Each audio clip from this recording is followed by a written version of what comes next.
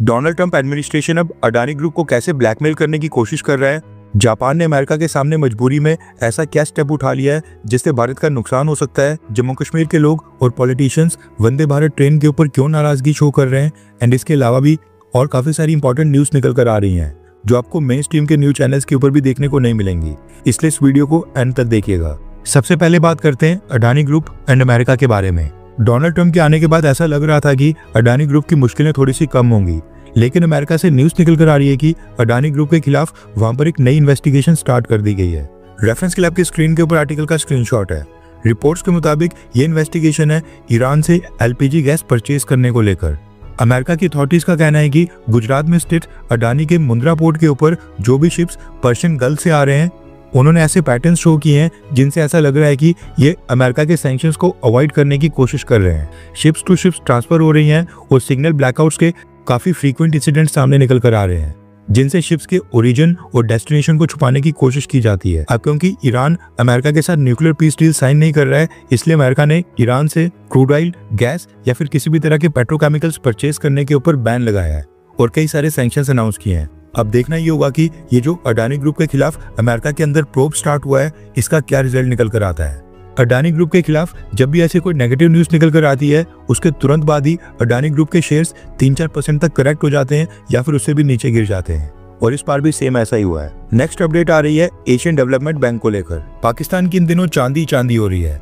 पहले IMF, उसके बाद वर्ल्ड बैंक एंड अब एशियन डेवलपमेंट बैंक ने भी पाकिस्तान के लिए $800 मिलियन की फाइनेंशियल एड देने की घोषणा की है, जो कि भारत की करेंसी में 6,800 करोड़ रुपए बनते हैं और पाकिस्तान की करेंसी में तो 22,500 करोड़ रुपीस बनते हैं।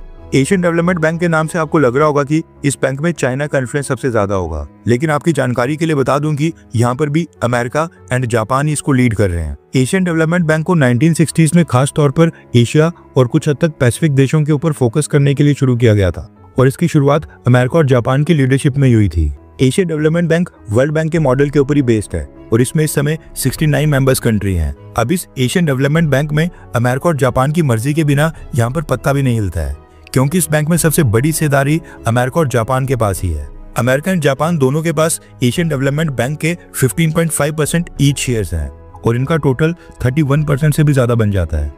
वहीं पर चाइना के पास 6.4% शेयर्स हैं, भारत के पास 6.3% शेयर्स हैं और उसके बाद ऑस्ट्रेलिया के पास 5.7% शेयर्स हैं। अमेरिका एंड जापान के पास सबसे बड़ी शेयर होल्डिंग है, लेकिन एक बात नोट करने वाली है कि इस बैंक का प्रेसिडेंट हमेशा एक जापानीज नेशनैलिटी के व्यक्ति रहा है। आज तक जापानीज के अलावा किसी और कंट्री के व्यक्ति को प्रेसिडेंट कभी नहीं बनाया गया है। कहने का मतलब है कि चाइना की यहाँ पर बिल्कुल नहीं चलती है और जापान का भी एशियन डेवलपमेंट बैंक की पॉलिसीज के ऊपर काफी बड़ा इन्फ्लुएंस होता है, क्योंकि उनका भी अमेरिका के बराबर 15% का शेयर है। लेकिन इसके बावजूद एशियन डेवलपमेंट बैंक ने पाकिस्तान को ये $800 मिलियन की फाइनेंशियल एड एक्सटेंड कर दी है। जापान एंड अमेरिका दोनों भारत के क्वाड एलाइज है। चाहे तो पाकिस्तान को ये फाइनेंशियल एड रोक सकते थे, लेकिन देने वाले भी यही देश हैं, तो रोकेंगे क्यों? सेम इसी तरीके से IMF और वर्ल्ड बैंक में भी अमेरिका का काफी ज्यादा इन्फ्लुएंस है और वहां से भी पाकिस्तान को एड मिल गई है।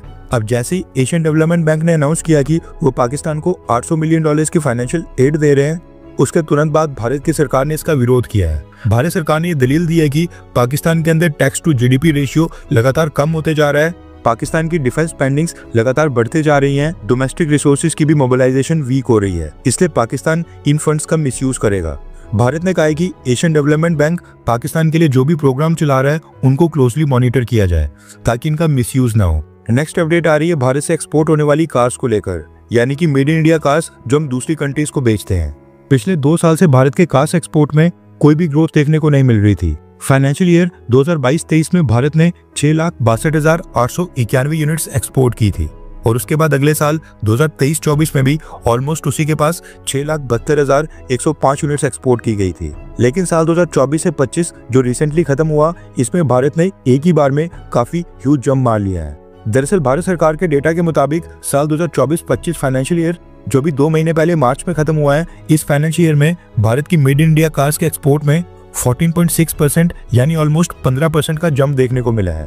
भारत ने इस साल 7,70,364 यूनिट्स एक्सपोर्ट किए हैं। इसके साथ ही भारत ने $21.4 बिलियन की कीमत के ऑटो कंपोनेंट्स भी एक्सपोर्ट किए हैं, जिसमें गाड़ियों में फिट होने वाले पार्ट्स जैसे कि engine, gearbox, brakes, suspension, wiring harness और अलग अलग मोटर्स आ जाती हैं। नेक्स्ट अपडेट आ रही है जम्मू कश्मीर से। रिपोर्ट्स आ रही हैं कि कश्मीर के कुछ लोगों और पॉलिटिशियंस ने वंदे भारत ट्रेन के ऊपर कड़ी नाराजगी जताई है। दरअसल प्रधानमंत्री मोदी 6 जून यानी कि कल जम्मू कश्मीर के कटरा में जाकर चेनाब रेलवे ब्रिज का भी उद्घाटन करेंगे और पहली वंदे भारत ट्रेन को भी कश्मीर के श्रीनगर के लिए रवाना करेंगे। पहले प्रधानमंत्री मोदी कश्मीर और श्रीनगर जाकर इस ट्रेन का उद्घाटन करने वाले थे, लेकिन अब सिक्योरिटी रीजंस के चलते कटरा को चुना गया है। आजादी के 70-75 सालों के बाद कश्मीर को देश के बाकी शहरों के साथ रेलवे कनेक्टिविटी मिल रही है, लेकिन सेलिब्रेट करने की बजाय आज भी कंट्रोवर्सी खड़ी करने की लगातार कोशिश हो रही है और कश्मीर के लोकल पॉलिटिशियंस इसके ऊपर भी नाराजगी शो कर रहे हैं। भारत की सिक्योरिटी एजेंसीज जानती हैं कि दिल्ली से जो ट्रेन कश्मीर जाएंगी उनके ऊपर आतंकी हमले का खतरा हमेशा बना रहेगा। इसलिए भारत सरकार ने कश्मीर बाउंड वंदे भारत ट्रेन की सिक्योरिटी के लिए 2 बड़े फैसले किए हैं। सरकार ने जो पहला फैसला किया है वो है कोई भी वंदे भारत ट्रेन डायरेक्टली कश्मीर की तरफ नहीं जाएगी।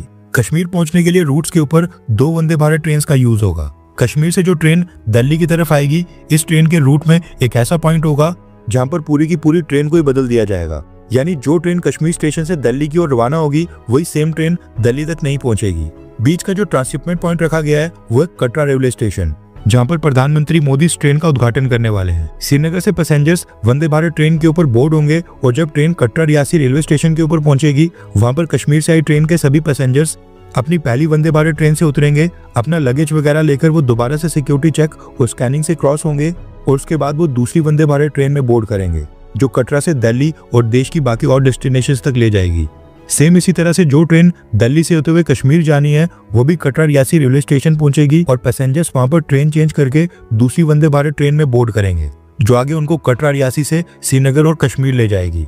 यानी कि अगर कोई कॉन्स्पिरेसी करके आतंकियों द्वारा ट्रेन के अंदर एक्सप्लोजिव्स प्लांट भी कर दिए गए या कोई हाईजैकर या आतंकी कश्मीर से बैठ भी गया तो उसको कटरा रियासी रेलवे स्टेशन के ऊपर दोबारा उतरना होगा, उसकी दोबारा चेकिंग होगी और वहां से आगे वो ट्रेन नहीं जाएगी।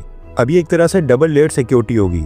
इसके अलावा दूसरा मेजर स्टेप भारत सरकार ये उठा रही है कि कश्मीर के सभी रेलवे स्टेशंस जहां पर ट्रेन का स्टॉप होगा वहां पर एयरपोर्ट लेवल की हाईटेक और एडवांस सिक्योरिटी के इंतजाम रखे जाएंगे। दूसरा मेजर स्टेप भारत सरकार ये उठा रही है कि कश्मीर के सभी रेलवे स्टेशंस जहां पर ट्रेन का स्टॉप होगा वहां पर एयरपोर्ट लेवल की हाईटेक और एडवांस सिक्योरिटी के इंतजाम किए जाएंगे। जिस तरह से किसी भी एयरपोर्ट के ऊपर हाई लेवल की चेकिंग और स्कैनिंग होती है, सेम इंतजाम कश्मीर और कटरा के रेलवे स्टेशन के ऊपर भी होगा और जितना भी रेलवे ट्रैक कश्मीर रीजन में आएगा वहां पर जम्मू कश्मीर और रेलवे पुलिस के साथ साथ भारतीय सेना और सेंट्रल फोर्सेस की रेगुलर सैनिटाइजेशन होगी। खैर, कश्मीर के लोग इस ट्रेन चेंज करने वाले फैसले का विरोध कर रहे हैं और उनका कहना है कि 2-2 बार सिक्योरिटी चेक से गुजरकर उनको दिक्कत और परेशानी फेस करनी पड़ सकती है। आपको क्या लगता है कि ट्रेन चेंज करने वाला ये फैसला क्या ये सही फैसला है? क्योंकि हम पहले भी देख चुके हैं कि बलूचिस्तान में किस तरह से ट्रेन को हाईजैक करके बड़ा नुकसान किया जा सकता है। इसलिए अपनी राय नीचे कमेंट करके जरूर बताएं। हर 24 घंटे के अंदर जियोपॉलिटिक्स में बड़े फेरबदलाव और उलटफेर हो रहे हैं और भारत के लिए नए चैलेंजेस आ रहे हैं। कोई देश अपने फैसले से पलट रहा है तो कोई देश ब्लैकमेलिंग के ऊपर उतर आया है। सभी देश एक दूसरे को नीचे लगाने की कोशिश कर रहे हैं। इन सब के बीच हमारा भारत किसी भी देश से पीछे न रह जाए, इसके लिए मोदी सरकार लगातार कोशिशें कर रही है। एंड भारत की foreign policy, defence news, economy और ग्लोबल अफेयर्स का सही एनालिसिस हमारे चैनल इंडियन अफेयर्स का मिशन है और ये मिशन आपके सपोर्ट के बिना अधूरा है। इंडियन अफेयर्स हिंदी के ऊपर हम सभी फैक्ट्स और डेटा बिल्कुल सरल भाषा में एनालाइज करते हैं बिना किसी एजेंडा के। अगर आप चाहते हैं कि इंडियन अफेयर्स का सही और ऑथेंटिक एनालिसिस आप तक लगातार पहुंचे तो इस वीडियो को लाइक करें और हमारे चैनल इंडियन अफेयर्स को सब्सक्राइब करके बेल नोटिफिकेशन ऑन करना मत भूलिए। आपका एक लाइक हमारे चैनल को ग्रो करने में काफी मदद करेगा और एक सब्सक्राइब ये सुनिश्चित करेगा कि आप किसी भी इंपॉर्टेंट अपडेट को मिस ना करें। अगर आपने हमारे चैनल को पहले से सब्सक्राइब किया है तो दिल से धन्यवाद। जय हिंद, वंदे मातरम।